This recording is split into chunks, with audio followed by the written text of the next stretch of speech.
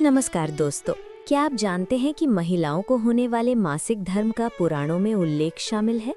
उन्हें मासिक धर्म क्यों होता है, इस पर एक पौराणिक कथा भी मौजूद है जो इंद्रदेव से संबंधित है।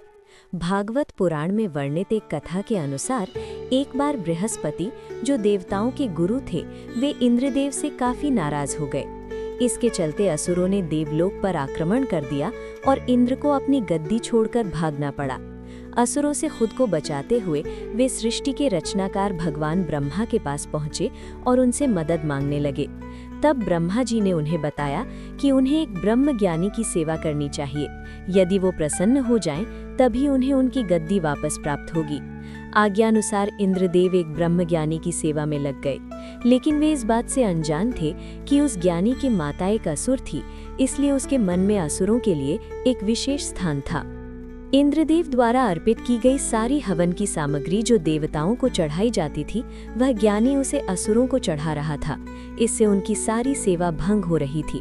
जब इंद्रदेव को सब पता लगा तो वे बेहद क्रोधित हो गए और उन्होंने उस ब्रह्म ज्ञानी की हत्या कर डाली। एक गुरु की हत्या करना घोर पाप था, जिस कारण उन पर ब्रह्म हत्या का पाप आ गया। ये पाप एक भयानक राक्षस के रूप में इंद्र का पीछा करने लगा। किसी तरह इंद्र ने खुद को एक फूल के अंदर छुपाया और 1,00,000 साल तक भगवान विष्णु की तपस्या की।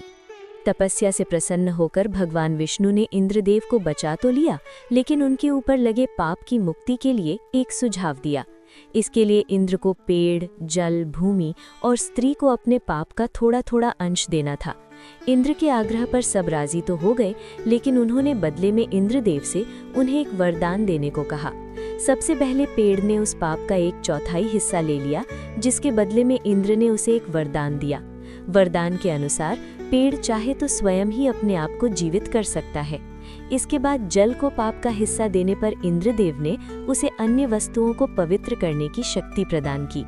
यही कारण है कि हिंदू धर्म में आज भी जल को पवित्र मानते हुए पूजा पाठ में इस्तेमाल किया जाता है। तीसरा पाप इंद्रदेव ने भूमि को दिया। इसके वरदान स्वरूप उन्होंने भूमि से कहा कि उस पर आई कोई भी चोट हमेशा भर जाएगी। अब आखिरी बारी स्त्री की थी। इस कथा के अनुसार स्त्री को पाप का हिस्सा देने के फलस्वरूप उन्हें हर महीने मासिक धर्म होता है, लेकिन उन्हें वरदान देने के लिए इंद्र ने कहा कि महिलाएं पुरुषों से कई गुना ज्यादा काम का आनंद उठाएंगी।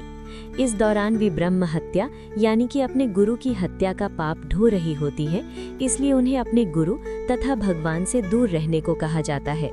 यही कारण है कि प्राचीन समय से ही मासिक धर्म के दौरान महिलाओं को मंदिर जाने की मनाही थी। दोस्तों, आपको ये जानकारी पसंद आई तो लाइक, सब्सक्राइब, शेयर करना मत भूलना। नमस्कार।